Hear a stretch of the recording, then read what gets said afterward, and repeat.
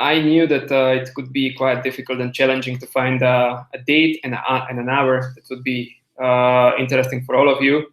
So yeah, finally I just decided that I will just record this kind of session where I will explain different things that I would say during the tutorial session if we would have had it. So basically, the majority of you have already submitted activity 1. Congratulations.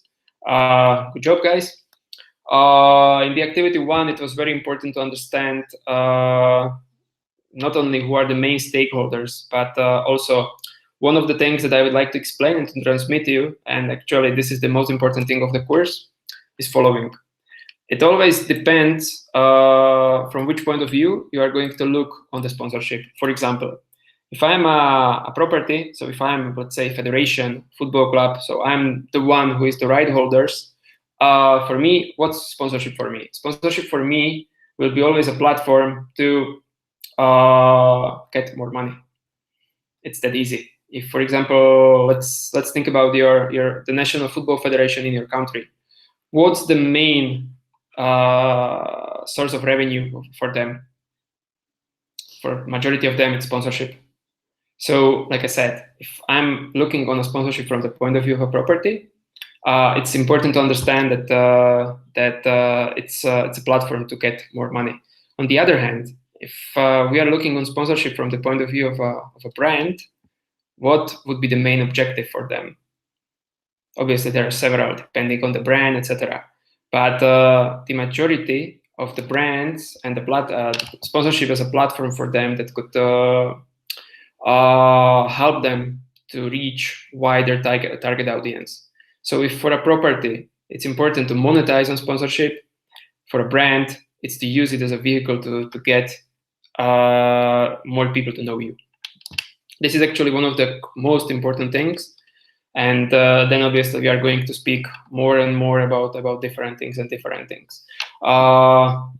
it's not necessary to see my pretty face all the time, just let me share a screen, and I will just show you some things in the virtual campus. Okay, right now you should be seeing many screens. Right now you should be seeing the module of sponsorship. All right, so we've been already going through the first part. I've already shared with you different readings, different things. So right now, for this week, it's important that we are going to speak about activity 2, which is corporate social responsibility. Okay, today I shared with you different, not different, but I shared with you the general objective of this activity and what you need to do. So just think about it. Choose a bank, choose a huge insurance company, energetic company. It's up to you.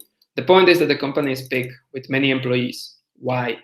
Because as you could see, one of the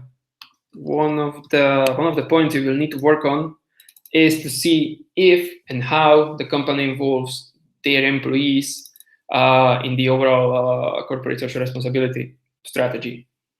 If they do it, and I would tell you directly that many companies are doing it, this is one of the main points of this activity, to see how to use direct marketing in the CSR.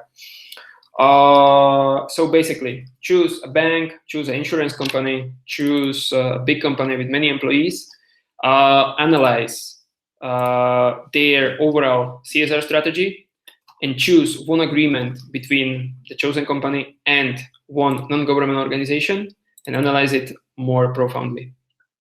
Okay.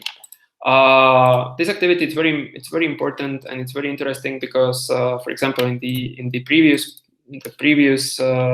activity, we were discussing briefly about patronage, and this is also an interesting topic because, like you know, sponsorship is based on an exchange of something for something, usually money for additional promotion. In terms of patronage, it's a little bit different because it's purely altruist.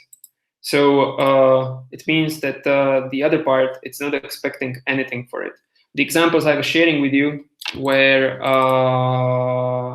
For example, the small company. It's not a small company. It's the beer brewery in Spain, in Catalonia, Estrella Damm, because they are having their own team. They are financing different youth teams where they are just helping the kids to play football, and they are not expecting anything for it. So going back to the CSR, this is another topic that could be very, very interesting. And for example, if you will be analyzing the parts where or how the company involves their employees, I will give you a few examples. For example, there is a company in Spain that's called EDP. They're also in Portugal, so if we are having some of you are coming from Portugal, you will definitely know them. It's an energetic company. They are the provider of electricity, and they are one of the main sponsors of marathons and half marathons here in Spain. So what did they do? They used the fact that they are just providing electricity, and they created a CSR campaign with another NGO in Spain, which is called 11 or 11, and they are dedicating to help people who are having problems with their sight or who are completely blind. So EDP, together with them, created a CSR campaign called Share Your Energy, which is lovely, because they help the blind runners to pair them with some healthy runners so they could finish the run together. It's actually wonderful, wonderful idea, and this is what CSR should be about, to help the others who are less fortunate than we are. Obviously, there are many, many examples you will find, so just choose wisely, because I think this is very, very interesting activity. Also, right now, I'm just another example could be, let's say there is Zurich, the insurance company. Something that they were doing was together with their employees. So you will see how the employees are involved as well. They were promoting among their employees to participate in some either marathons or half marathons that were sponsored by Zurich. And for each kilometer that each employee ran, the company donated X amount of money. I mean, I'm not sure if it was €1 or more euros. So to somewhere where it was needed. This is another example of CSR and how to involve the employees. All right. So going back to the main page of the virtual campus, you could see that you have the activity 2, and you could see that you have there is an additional part for the activity 2. This is it's called the forum or the debate forum. Some of you already know it. Some of you who are new, you don't know it. What's the purpose of it? Once we will finish the individual part and you will submit it here, you need to open this part and share it. Share your individual work and wait for the others to share it in order to provide a brief feedback to 2 or 3 of your colleagues. It's very important to do this, because obviously all of you will be coming with different examples, with different companies. And we do believe that if each of you will be checking the works of others, you will be able to learn a little bit more and to understand how CSR is worked on in different parts of the world. Okay, with the activity 2, we will close the phase number 2, the phase number 1, and we will start the phase number 2 the next week. What is expecting on us? Phase 1, it's more theoretical, which is good. It's interesting, and it's very important to understand it. However, in the phase number 2, we will be working on 2 different assignments. So I hope you're ready to be creative, and I hope you're ready to work in PowerPoint, because activities 3 and 4 will need it to be executed in PowerPoint. The idea is in activity 3, we will be working with own event. So you will need to put yourself in the shoes of an event organizer, organize either a marathon, media marathon, triathlon. It's up to you. And to create some kind of a sponsorship dossier. So present the event, speak about the strengths, speak about organize different levels of sponsorship, or create packs of benefits for each level. decide how much each level will cost, etc. Obviously, we will be sending you all the important information, but this is just that you will know.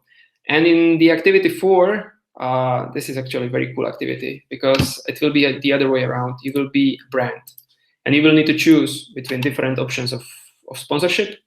And again, you will also be able to choose if either sponsor a triathlon activity, triathlon event, or a football club. So we will work with some budget, we will work with some KPIs, and I think this is going to be pretty interesting activity. I mean, if you have any questions or doubts, just send me an email. I will try to reply as soon as possible. And yeah, if you have more doubts, I will try to find some 10, 15 minutes and have some brief individual session if you want. All right. So I will just stop sharing my screen so you could see my pretty face again. And yeah, guys, this is very busy period of time.